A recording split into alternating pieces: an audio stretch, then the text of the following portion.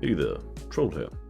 Today we're learning about cards, how to get them, what you get out of them, how the trading system works, as well as some strategies that will help you get as much as possible out of the cards you have.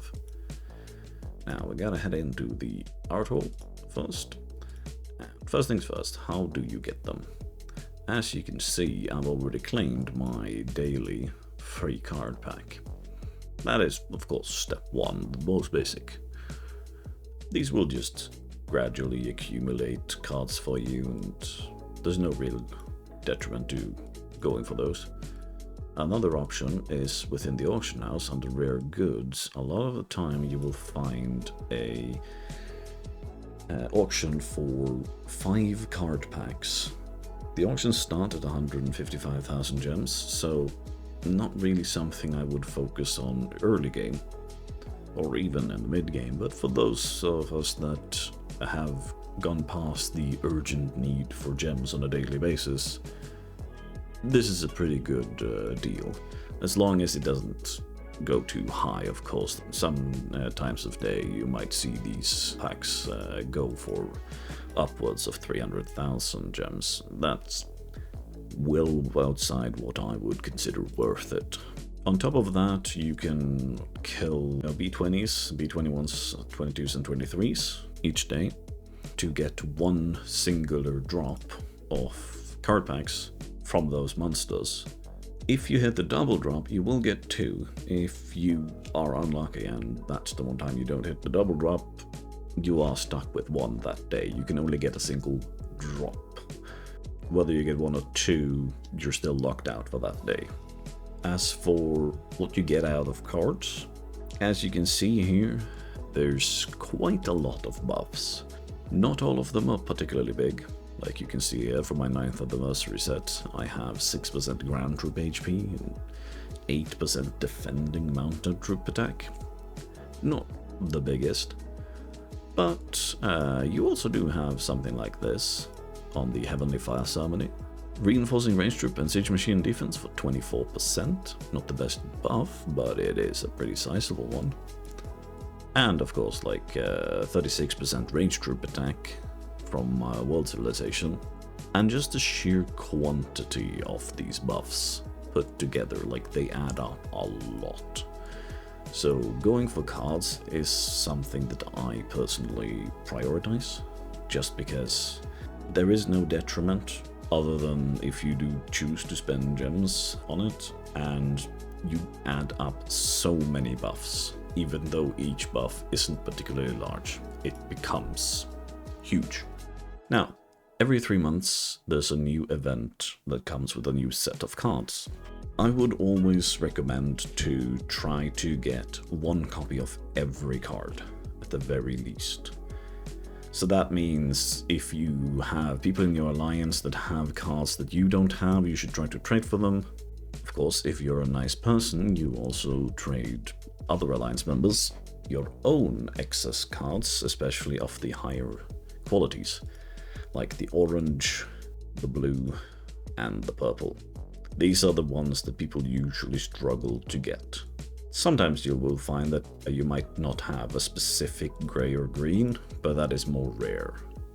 The reason why you want to get at least 1 of each is of course because you get the buffs from having collected every silver card, and that also gives you 2 more packs. However, as long as you have silver cards, you can guarantee that you'll be able to upgrade them to gold. The way that you do this is go into Compose, and you can use tickets to finish the rest, the ones you are missing. Now, the general rule is that a copy of a card is worth more than the tickets you get for destroying it. But you can, of course, destroy cards of different sets. Say you have some X's, really anywhere. Yeah, like here. I have an extra golden Imperial Cavalries, I have some Alat, Sultanic Guards, Sheikh. The tickets add up over time, and eventually you'll be able to compose pretty much whatever you want. Editing Troll here. You might have noticed that I was not demolishing my orange, purple and blue cards, even the ones I have diamonds of. The reason is pretty simple. When I want to go for diamonds on my remaining missing ones out of those qualities, I don't want to have to wait until I randomly get that specific blue, purple or orange card. So I keep these extra ones around, at least a few. If I end up with a lot of blues, I will usually demolish some of them, but I keep some around just so I can trade or anything that I want to turn into a diamond one. Like if I did King Arthur, I only have 2 copies. If I don't hit that 10% chance of 2 copies, I have to start waiting for the next copy of King Arthur, or I can trade an Ode and Obadaga for it and just go again. Now back to the video. Here's a good example. I could, because I do not have Fontainebleau,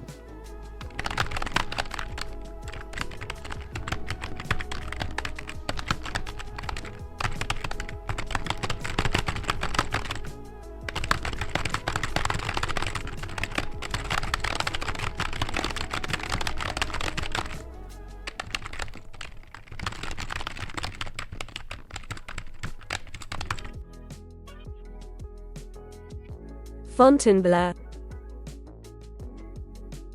Fontainebleau. apologies for the pronunciation of that to any Germans. Fire! Fire! But I don't have this card as a diamond, but I do already have it in gold. So I could use some tickets to compose this into a chance to get a diamond. However, copies of Fontainebleau are more important to me than the ticket. No matter what card I get, I can get tickets. So I would rather reduce this down to only using 1 by tapping the card, versus by 1 each tap, and it will increase the cost in tickets. But now if I compose this, now I didn't get it, but now I still have 8 copies. And that way I can repeatedly just spend tickets to try and fish for a diamond card. This is something that's most important for the events, because while I would just, whenever you've traded with your alliance and everyone has at least 1 copy of every card, you just try and go for the more expensive cards right off the bat and just make them gold. If you're lucky, you get them diamond. But for these lower quality cards, these cheaper cards, I would really recommend that you only spend 1 copy at a time until you've fished for multiple diamonds. Now, the threshold for diamonds are 2 cards. You can see here, I get in rally mounted drip attack 8% from having 2 diamond cards. That's what I went for on this. The next is 5, so that's quite a big leap, and the buff, as you can see, isn't fantastic. Like, it's there, but it's quite a lot of effort to get 5 diamond cards. Now, that's something I would only go for if you got lucky and got, for example, 2 diamond cards out of your higher level ones, including maybe like a green one. Then I would simply go for full diamonds on the grays and finish with the green, and then you should be there. But the important thing is to try to only spend 1 basic card each time for these lower ones, because they're so much cheaper to upgrade with tickets. I can show an example. So, I don't have Vani's Palace in gold. This is my last one I'm missing. But here's a grey card. So, I can compose, and if I choose to fill and only spend 1 real card and the rest is just tickets, it will cost 108. If I want to do that to an orange card, that costs me 2.2k. So, fish for the diamonds in the lower quality ones. Now, for how the trading system works, you go into card exchange and you say you want a Nike of Samothrace. Now, why would you? I don't know, but let's just pretend. No one is currently listing those. Okay, how do you get one? Well, you can find a card that's of equal quality. So Knight of Samothrace is a gray quality card. You can see that from the little banner in the top left there. It's a gray quality card, a common card or whatever they call it. That means that when you're listing, you need to go to your gray quality cards. Each card type can only be exchanged for the same level of card. Gray, green, blue, purple, and orange. Each can only be exchanged for another gray, green, blue, purple, or orange.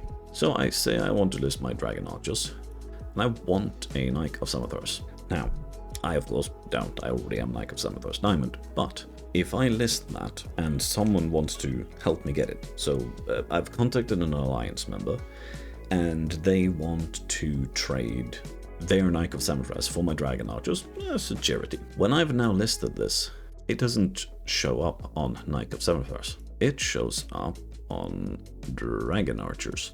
Now, it doesn't show for me right now because I'm the one listing it.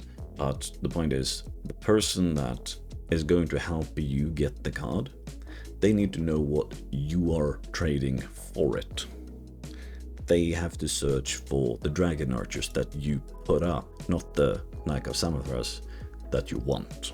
Now, sometimes when you want to trade, you might have to restart the game after you have put the auction up, or the person that wants to trade with you might have to restart the game in order to be able to see your listed cards. The game's a bit buggy like that. It's not really consistent, sometimes it just shows up immediately, but it's something that's worth testing out, at least if you can't find the auction. Editing troll here again. I forgot to mention this, but card trading is limited to 1 per day. That means that when you trade with someone for a card you want, or you're trading someone a card they want, it spends your 1 allowed trade for the day for both of you. And you have to wait until the next reset before either of you can trade again with anyone. As we'll all stop interrupting now, we're almost done. Oh yes, and one final thing to mention is when you are looking to upgrade things, gold can't be upgraded into diamond. Even if you have 10 gold cards, you can't turn it into a diamond card. You have to get that 10% chance. I've seen a lot of people burn themselves on that one. Yeah, you do actually just have to roll the dice each time. Trying to stack golds does nothing. As a result, when you are demolishing things, of course anything you already have as diamond you can just demolish, but the excess golds are also just something you can throw away. There's no real point in holding on to them. They unfortunately do demolish for less tickets than the silver cards that were required to make them, but that's just the nature of trying to go for the diamonds. You are going to waste a lot of cards and a lot of tickets hoping for that chance of a diamond. That has been my guide to cards. Hope you learned something, and have a good day.